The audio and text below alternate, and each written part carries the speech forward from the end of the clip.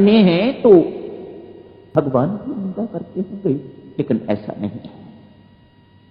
भगवान मां कैकेयी की निंदा बिल्कुल नहीं करते और साफ साफ कहते हैं भरत के सामने, जितने लोग और भी आए हुए हैं उन सबके सामने कहते हैं, जो मेरी मध्यमा मां की निंदा करेगा वह जड़ है।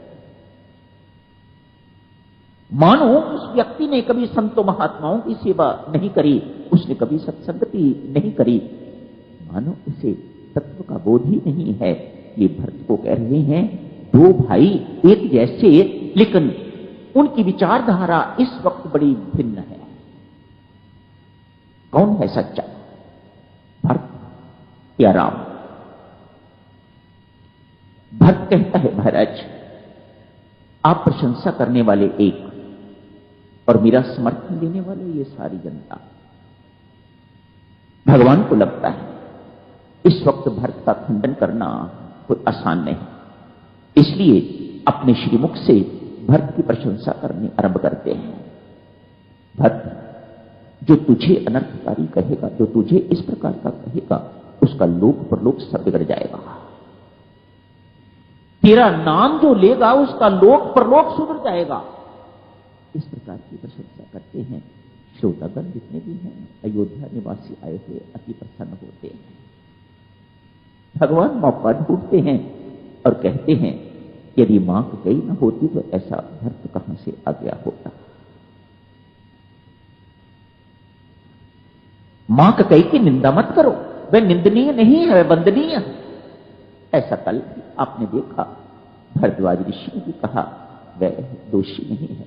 दोष है तो मां सरस्वती का दोष है, जो मां कैकेयी की जिपा पर बैठ के जिसने सब कुछ करवाया। तत्वता तो यही है, भगवान ही है ना तो सब कुछ करवाने वाला।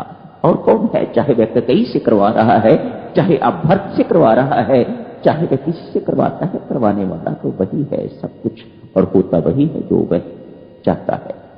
मत सोचिएगा अपनी इच्छा के साथ कुछ होता है। अपनी इच्छा जब उसकी इच्छा के साथ मिल जाती है तो लगता है कि अपनी इच्छा पूर्ण हो रही है, होती इच्छा उसी की पूर्ण है। और जब उसकी इच्छा नहीं होती तो आप लाख सिर पटकते रहो, वह कुछ नहीं होने देता, तब कुछ नहीं होता। भरत जी महाराज, बहुत लंबी चौड़ी चर्चा होती है। वाल्मीकि रामायण में राजा जनक एवं उनकी पत्नी का आगमन नहीं है। रामचरित मानस में तो उनका आगमन है, वे आते हैं निर्णय करवाने के लिए, करने के लिए, जैसा मर्जी आप समझिएगा। आखिर जीत भरत की ही होती है। देखने में तो यही लगता है राम जीत गए, वह अपने प्रण का पालन कर रहे हैं। नहीं, भक्तजनों, जीत हमेशा प्रेम की ही होती है। और प्रेम में यदि कोई हार भी जाता है तो वह भी उसकी जीत ही होती है, वह उसकी हार नहीं होती। आप जैसी मर्जी कहो, जीत तो भरत जी महाराज की ही हुई है। ठीक है महाराज, मैं राज्याभिषेक के लिए सामग्री आपके लिए लेके आया हुआ था। राज्याभिषेक के समय अयोध्या में परंपरा इस प्रकार की है, राजा को खड़ाऊं पादुका पहनाई जाती है। तो भरत जी महाराज सारी सामग्री जो उनके लिए तैयार करी हुई थी उसमें खड़ाऊं भी हैं। ठीक है महाराज, आप इन खड़ाओं पर अपने चरण धर दीजिएगा, मैं ये खड़ाऊं लेके वापस जाऊंगा। भगवान ही तो है ना मेरी माताओं सज्जनों, मान जाओ इस बात को, वही हैं सब कुछ करवाने वाले। वे अति हर्षित हुए हैं भरत की बात सुन के। एक क्षण नहीं उन्होंने सोचने में लगाया। जैसे ही भरत जी महाराज ने नीचे पादुका रखी हैं, भगवान ने अपने चरण पादुका पर रख दिए, डाल दिए। भरत जी महाराज ने भगवान के श्री चरण से पादुका निकाल ली है और अपने सिर पर, ये पादुका कोई सिर पर रखने वाली चीज तो नहीं है, लेकिन भरत जी महाराज ने अपने सिर पर उन्हें धारण कर लिया है। भगवान की पूछते हैं, भरत ये चरण पादुका लेके जा रहे हो, ये क्या है?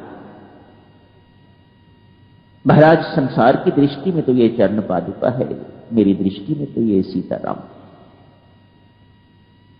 मैं चरण पादुका नहीं ले जा रहा, मैं तो सीताराम को अपने सिर पर उठा के ले जा रहा हूं। मेरे शिरोधार्य है, सदा मेरे सिर पर रहते हैं मेरे स्वामी एवं स्वामिनी, मेरे स्वामी एवं स्वामिनी, मैं उन दोनों को अपने साथ ले जा रहा हूं। किसी ने व्यंग कर दिया, यदि आपको यह पता है कि ये सीताराम को ले जा रहे हैं, प्रभु को कहता है कोई व्यक्ति, महाराज ऐसा क्यों नहीं कर लेते, आप दोनों चले जाओ और पादुका यहां रह जाएं। दोनों ही सीताराम, वे भी सीताराम, वे भी सीताराम। भगवान राम कहते हैं, भाई आप ठीक कहते हो, लेकिन मैं क्या करूं। काश जैसी दृष्टि भरत की है वैसी दृष्टि सबकी होती। ये दृष्टि भरत की ही है जो जड़ में भी चेतन को देख सकता है। हमें तो चेतन में राम दिखाई नहीं देता, तो जड़ में कहां से दिखाई देगा। जो आप कहते हो मैं कर लेता, यदि आपकी दृष्टि भी भक्त जैसी होती। भट्ट जी महाराज पादुका को लेके अयोध्या लौटाते हैं, स्वयं जाके नंदीग्राम में निवास करते हैं। पादुका ही सब कुछ करती है।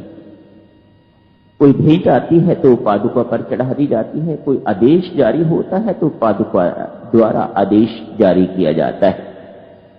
मानो भट्ट जी महाराज भगवान को ये कह के चलते हैं, महाराज आपकी भूमि का भार, आपके राज्य का भार मैं 14 वर्ष तक ढोऊंगा। शब्दों पर ध्यान दो, भट्ट जी महाराज कितने स्पष्ट हैं। आप जैसे ही 14 वर्ष पूरे हुए, यदि आप ना आए तो आप जानते हो महाराज मैं क्या करूंगा। माताओं सज्जनों, एक थोड़ी सी बात और स्पष्ट करो। भट्ट जी महाराज की भूमिका जैसे लक्ष्मण जी महाराज की भूमिका रामायण में गुरु की है, आचार्य की है, वे राम को भी उपदेश देते। भट्ट जी महाराज की भूमिका श्री रामायण जी में एक वैद्य की भूमिका है, एक डॉक्टर की भूमिका है। भगवान राम मां कैकेयी की भूरी भूरी प्रशंसा करते हैं। क्यों? वे उन्हें मां मानते हैं। भट्ट जी महाराज उतनी ही उनकी निंदा करते हैं, उतने ही कटु शब्द उनके प्रति बोलते हैं। क्यों? वे एक वैद्य होने के नाते एक रोगी को देख रहे हैं। मेरी मां इस वक्त रोगी है। क्या रोग लगा है इसे? ममता का रोग लगा हुआ है। अध्यात्म ममता को खुजली से कंपेयर करता है। ये मानस रोग जो हैं, अध्यात्म उनको, उनकी तुलना जो है किसी की खुजली के साथ करता है, किसी की वात के साथ, किसी की पित्त के साथ, इत्यादि इत्यादि, किसी की कफ के साथ इसकी तुलना खुजली के साथ की जाती है। आप जानते हो खुजली वहां होती है जहां जगह गर्म होती है और गीली होती है। भट्ट जी महाराज इस बात को बहुत अच्छी तरह से जानते हैं। स्किन स्पेशलिस्ट डॉक्टर लोग जो हैं खुजली का उपचार क्या बताते हैं, तो वह कहते हैं भाई जितना इस जगह को खुश्क रखोगे, शुष्क रखोगे, उतनी जल्दी फायदा होगा। और खुजली की ये भी है, जितनी करो उतनी अधिक करने को मन करता है। खुजली करने से खुजली कम नहीं होती और करने को मन करता है। ममता का भी बिल्कुल ऐसा ही स्वभाव है, वह भी बढ़ती जाती है, वह कभी कम नहीं होती, जितनी मर्जी उसको बढ़ा लो।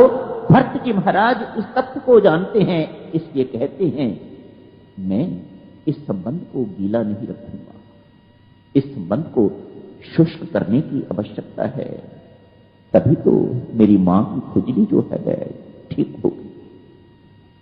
कहते हैं जिंदगी भर भट्ट जी महाराज ने कैकेयी को फिर कभी मां नहीं कहा। मां कहूंगा महाराज, प्रभु राम की आज्ञा का भी उल्लंघन करते हैं। मेरे कहने से एक बार मां कहो। कहता है महाराज आप जो मर्जी कहो मैं करने को तैयार हूं, लेकिन मैं कहीं को मां नहीं कहूंगा। इसी मां के कारण तो अनर्थ हुआ है। इसी मां पुत्र के संबंध, इसी ममता के कारण पहले अनर्थ हुआ है। अब मैं एक बार फिर इन्हें मां कह दूंगा तो ना जाने क्या अनर्थ हो जाएगा। क्षमा करें प्रभु, मैं ये आपकी बात नहीं मान सकता। रोगी को दवाई कड़वी दी जाती है या मीठी, इसके पीछे भाव तो यही रहता है ना, रोगी का रोग जो है वह दूर हो जाए। आप सच मानो भरत जी महाराज के हृदय में मां कई के प्रति कोई द्वेष नहीं है। हमारी दोष दृष्टि पर दोष दृष्टि में और भरत की पर दोष दृष्टि में यही अंतर है। हम जब भी किसी के दोष देखते हैं तो हम वैर बुद्धि से, द्वेष बुद्धि से देखते हैं, और भरत जी महाराज जो दोष देख रहे हैं वह इस बुद्धि से नहीं देख रहे, वह किस बुद्धि से देख रहे हैं। दशरथ जब मर गए हैं, दोनों माताएं, यूं कहिएगा तीनों माताएं तैयार हो गई हैं सती होने के लिए, अपने आप को दाह करने के लिए। सती होने, अपने आप को अग्नि में जलाने के लिए तैयार हो गई। सबसे अधिक प्रसन्नता तो भक्त को होनी चाहिए थी कि ये कई मर रही है, इसको मरना ही चाहिए, लेकिन नहीं। जहां मां कौशल्या को रोका है, उनके पांव पकड़े हैं, सुमित्रा को रोका है, उनके पांव पकड़े हैं, मां कैकेयी के भी पांव पकड़े हैं। नहीं, जो पाप तूने किया है उसका प्रायश्चित अग्नि में जलने से नहीं, उसका प्रायश्चित पश्चाताप की अग्नि में जलने से होगा। मैं तुझे मरने नहीं दूंगा। कोटि कोटि प्रणाम भक्तजनों, नक्श वंदना आप सबको। कितना बोला जा सकता है इतने मिनट में। अरण्य कांड की चर्चा तो करेंगे रात को, अगली बैठक में संभवतः ये समाप्त भी हो जाएगा। इस समय कहते हैं मेरे स्वामी